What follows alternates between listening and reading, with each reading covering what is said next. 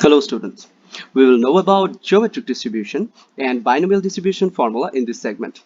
Okay, so to start with geometric distribution, we're going to discuss a problem. The problem states that suppose you are rolling a die repetitively. Let's say rolling a 6 is called success and you stop rolling the die right after the first success. Okay, so you keep rolling the die until you get a 6, and whenever you get a 6 you stop. Find the probability that it would take you exactly 7 turns to be successful. So here in this figure you can see that it's one of the configurations that the first die doesn't show a 6, nor the second, third, fourth, fifth, and sixth, but at the 7th turn we get a 6. What we are looking for is to be unsuccessful for the first 6 rolls and then be successful at the 7th roll. Let's get back to this figure. Okay, so we want either a 1 or a 2 or 3 or 4 or 5, but 6 in this first turn. Okay, so what is the probability of rolling a 6 in the first turn? We know that that is 1 by 6. So the probability of not showing a 6 up is 1 minus 1 by 6. So it will be same for the second roll and the third and so on until the 7th turn. So in the 7th turn we want a 6 to show up, therefore the probability would be 1 by 6. Now all of these events have to happen together to get our expected event done. Therefore the probability would be the product of these fractions, right? So 1 minus 1 by 6 to the power 6 times 1 by 6. Now if we say that the probability of getting a 6 is p, which is 1 by 6 in the case of this problem, then the probability of not rolling a 6 would be 1 minus p. So if the number 7 is denoted by n, the number of trials is 7, we want to be unsuccessful for n minus 1 turn, right? For all the turns except the last one. Therefore 1 minus p should be raised to an exponent of n minus 1 for n minus 1 consecutive experiments, and then the final experiment needs to be successful. So therefore the probability is like 1 minus p to the power n minus 1 times p. Okay, so we are not going to simplify our result right at this moment because we are going to derive the formula from these examples. So this is the final result. This is answer for our question 1. Let's see another example. In the example 2, you are appearing at 6 consecutive exams. Probability for you to pass each of the exam, which is denoted by small p, is 4 by 5. Once you pass an exam, there's no need to sit for the rest. Alright, so if you pass any of the exams, you are not required to sit for the remaining exams. So what is the probability that you pass having sat for all 6 exams? So you have to pass, but you have to sit for all 6 exams. Therefore, the scenario means that you have to pass at the very last exam. All right, so what is the probability of that? So you want 5 failures from the 1st to 5th exam, and then you want to be passed in the 6th exam. Now these doors represent the results of the exams. So you fail in 1. What is the probability of failing in the exam 1? You know that the probability of passing the first exam would be 4 by 5. Therefore, the probability of failing would be 1 minus 4 by 5. So, similarly, the probability to fail in the second exam would be 1 minus 4 by 5. And so on for the next 3 exams, except the last one, right? You want to be passed in the last exam. Therefore, the probability of passing would be 4 by 5. Now, all these events have to happen together again. So, the probability would be 1 minus 4 by 5 to the power 1, 2, 3, 4, 5. So, which is 5 times 4 by 5. Let's see the analogy. Say it's the probability of P, which is the probability to pass in each exam. Now the probability of failing would be 1 minus p. So you want to be failed in the first n minus 1 exams, right? If there are n exams you are taking part in, then you want first n minus 1 to be unsuccessful. So therefore the probability would be 1 minus p to the power n minus 1 again. And then at the last exam you want passing, therefore times p. So yeah, 1 minus 4 by 5 to the power 6 minus 1, right? Times 4 by 5 is the result for the second question. So we can sense some similarities in these scenarios, right? Now let's go to our formula, geometric distribution, and let's try to see what it's explaining here. Geometric distribution.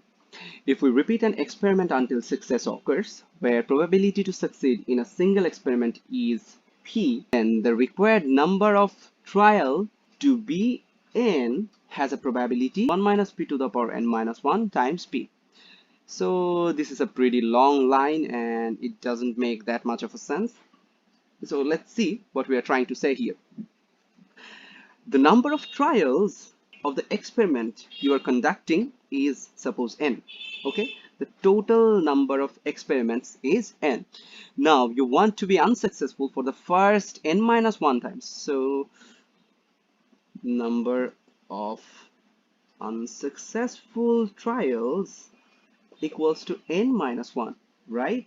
Now each of the experiment has a probability of success equals to, say, it's small p. So the probability to fail in an experiment would be 1 minus p, right? So you want to fail for first n minus 1 times, therefore see, failure, failure, failure, failure, failure.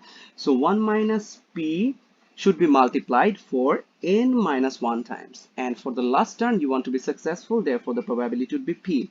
Therefore the final result would be 1 minus p to the power n minus 1 times p.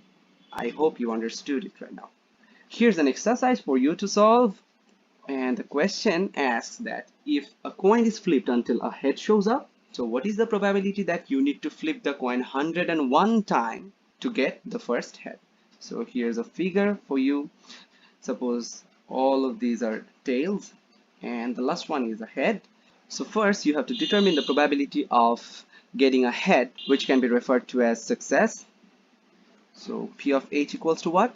And then you have to determine the probability of failure in a single experiment equals to what? And finally use the formula. Now for binomial distribution, we're going to see a few more examples, and we will have similar scenarios of the examples from the geometric distribution part. Now the question is, suppose you are rolling a die repetitively, and let's say rolling a 6 is called success, right? Find the probability that you would be successful exactly twice after rolling the die 7 times. This is the question. So you're rolling the die exactly 7 times, and what is the probability that you'd get exactly 2 successes? Which means you'd get exactly 2 sixes out of 7 times. So now to solve this problem, there would be some steps. Step 1 is find the probability of a particular configuration that satisfies the condition described. Because you know that if you roll the die 7 times, then the first 2 results can be 6 or the last 2 results can be 6. In many different ways, 2 of the results from the 7 turns can be 6. Okay, so you are going to consider a particular configuration from all of them and then find the probability for it. Okay, so look at figure 1. In figure 1, we see that the third and the 7th roll showed success. Okay, therefore in the 7 turns there are 2 successes, so it satisfies the condition. So what is the probability that if the die is rolled for 7 times, the third and the 7th turn shows 6? Okay, so you know that the probability to be unsuccessful in the first turn would be 1 minus 1 by 6 again. For the second turn, it's also 1 minus 1 by 6. For the third turn, it would be 1 by 6 to be successful. Fourth turn, unsuccessful. Fifth, unsuccessful. So for 6th and success in the 7th turn. So for all these events to happen together, the probability would be the product of these fractions. Now there are 1, 2, 3, 4, 5. 5 unsuccessful experiments will raise the probability of 1 minus 1 by 6 to 5. And then there are 2 successful experiments, which will leave us with 1 by 6 squared. So this is the probability of rolling 2 sixes in the third and 7th turn. Now step 2. Step 2 asks you, find how many satisfying configurations are possible. So you know that if the successes showed up in the second and the fourth turn instead of the third and seventh turn, it would also satisfy our condition of the question. Okay, so we have to find out in how many different ways two of the results from the seven can be picked where we want success. Okay, that's pretty simple. There are seven results and you want to pick any two where you want successes. So 7C2 is the number of cases or the configurations that satisfy the question. Okay, so it could be explained in a slightly different fashion, which is, say, for the seven rows, you have seven different boxes and you want to put 2S and 5F in all these seven boxes. 2S for two successes and F for failure. Therefore, you're actually counting the number of ways you can make a 7-letter word where there are 2S and 5F. Okay, so if all of the letters were different in the word, the result would be 7 factorial. But since there are two repeating S, so 2 factorial should be in the denominator and it has to be multiplied by 5 factorial for 5 repeating F. Okay, so you see that 7C2 is equal to 7 factorial by 2 factorial into 5 factorial. Any of these methods were good. Now, if we calculate the value, it would be 21. So there are 21 different configurations that satisfy the condition in the question. Now, the part that I want you to note very carefully, okay? And that is, all of these cases, all of these 21 cases have the same probability to occur, right?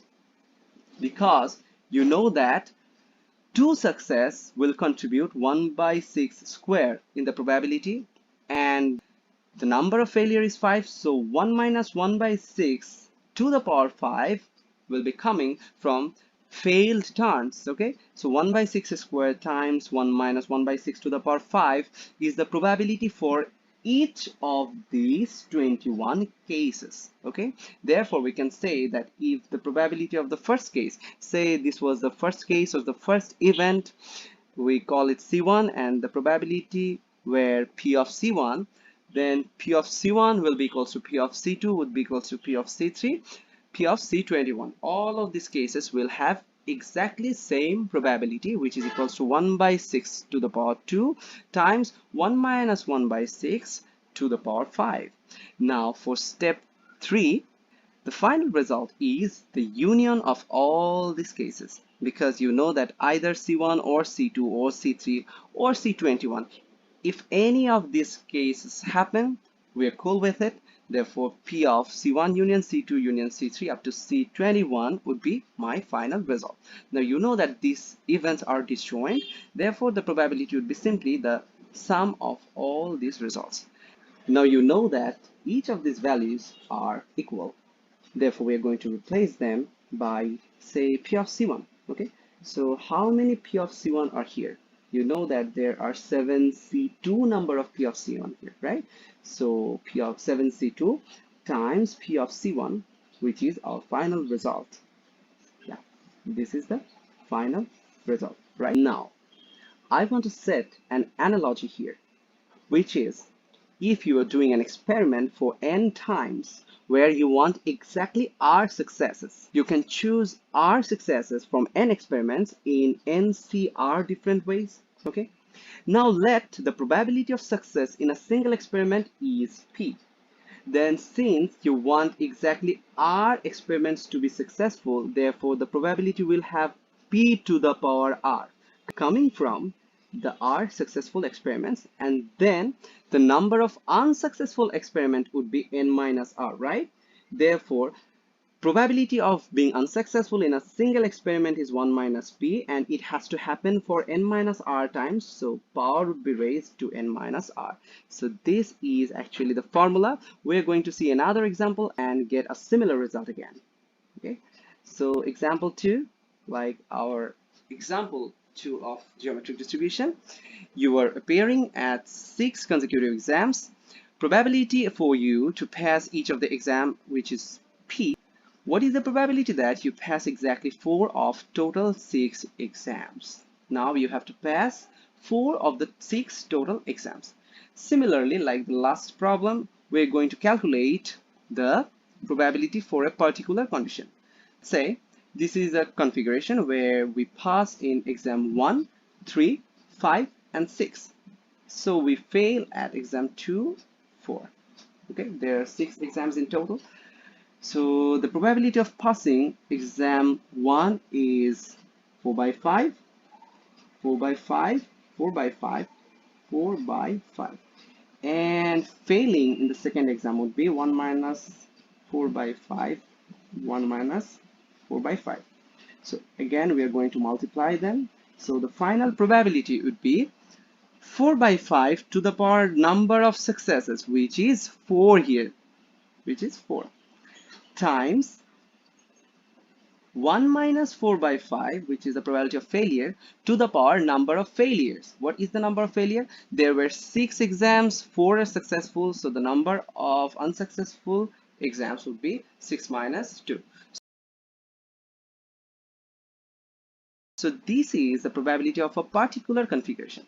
So how many configurations are there where we pass 4 exams out of 6? So you know that from 6 exams, you can choose any 4, so 64 number of ways to pick any 4 exams to pass. Now the final result would be, say it's A, so it's 64. Probability of a particular configuration that satisfies the condition is M, and the final result would be, sorry, this shouldn't be P, it should be replaced by M, as we've already taken P for something else. So A times M is the final probability, because you know that there are 64 number of cases and all of these cases have the same probability equals to M. So therefore all of the M's added will be equals to A times M. So A equals to 64. Final result is 64 times 4 by 5 to the power 4 times 1 minus 4 by 5 to the power 6 minus 4. Alright. So now we are ready to see the binomial distribution generalization. So it says that if we repeat an experiment with probability of success at a single trial equals to small p, okay, then the probability of exactly r successes out of n trials is NCR p to the power r times 1 minus p to the power n minus r. How did we say that?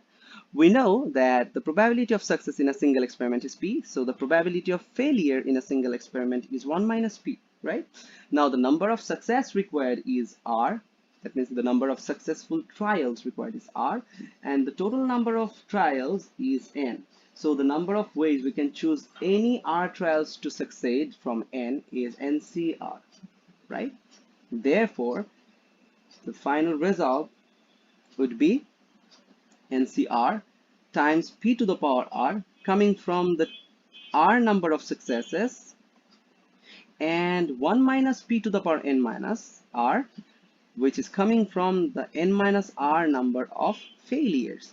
So this is simple. This is a part of our chapter 2. So if you want to see examples, you have to go to chapter 2 of rigorous elementary probability for applications. And if you want to solve example problems, there are examples, and for exercises, you can see the exercise of rigorous chapter 2. Only the binomial distribution part. All right. Thank you.